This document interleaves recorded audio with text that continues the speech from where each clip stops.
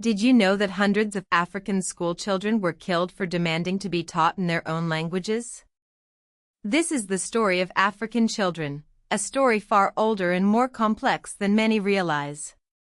We're going to journey through time, from ancient civilizations to modern-day struggles, to uncover the hidden history of childhood in Africa.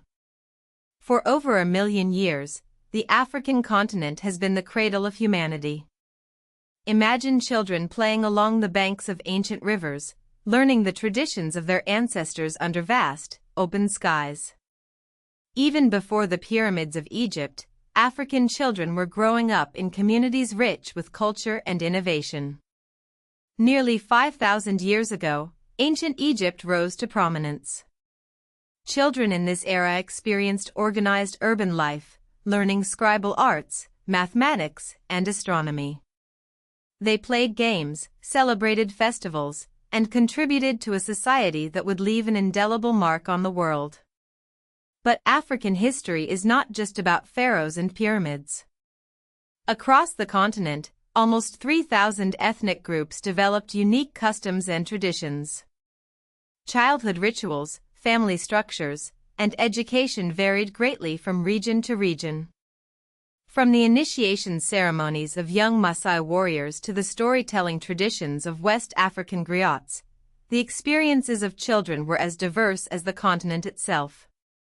The arrival of European traders in the late 1400s marked a dark chapter in African children's history. The transatlantic slave trade tore families apart, transporting millions of Africans to the Americas. Children were forced into labor, stripped of their identities, and denied their basic human rights. From the 1500s to the early 1800s, countless children suffered unimaginable horrors.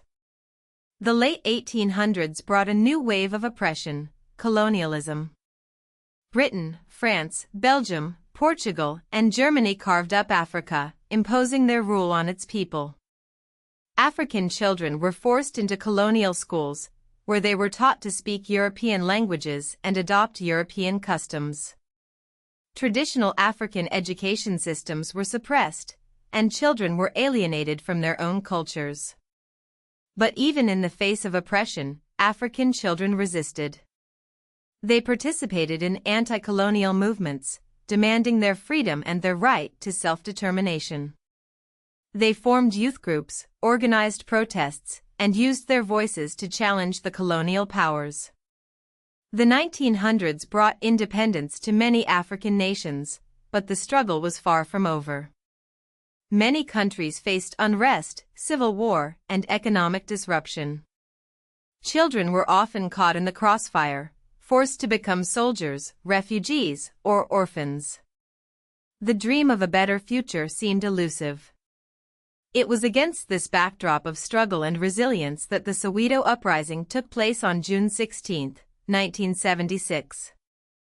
Thousands of students in Soweto, South Africa, protested against the poor quality of their education and demanded to be taught in their own languages. The apartheid regime responded with brutal force, killing hundreds of schoolchildren. The Soweto Uprising became a symbol of resistance against apartheid and a turning point in the fight for African children's rights. In 1991, the Organization of African Unity, now the African Union, established the Day of the African Child in memory of the Soweto Uprising. Every year on June 16, the Day of the African Child is observed to raise awareness about the challenges facing African children and to promote their rights and welfare. It serves as a reminder that African children are not just victims of circumstance, but also agents of change.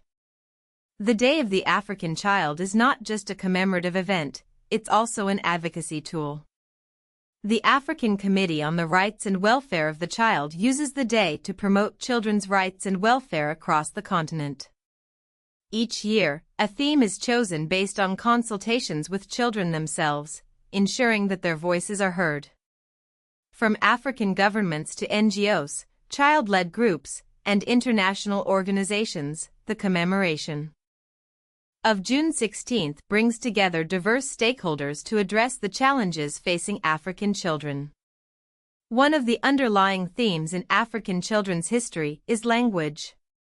The students in Soweto protested against being forced to learn in a language that they saw as oppressive.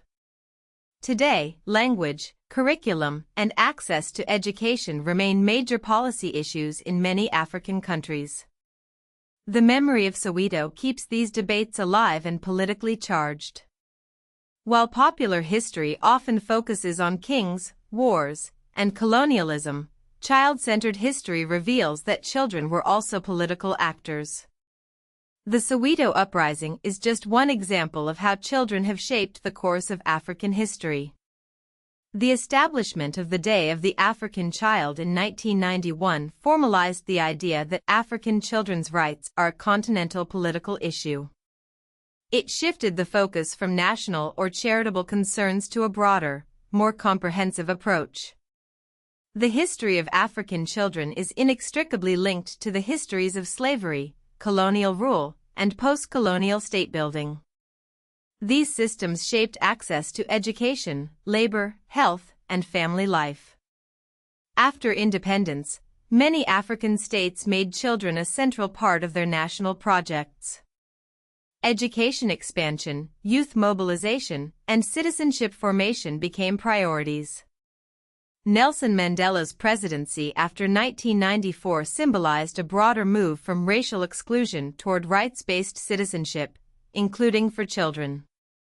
Today, child rights policy across Africa continues to draw on the legacy of June 16, 1976, and the Day of the African Child. Modern African institutions, especially the African Union, recognize children as a core development and rights constituency.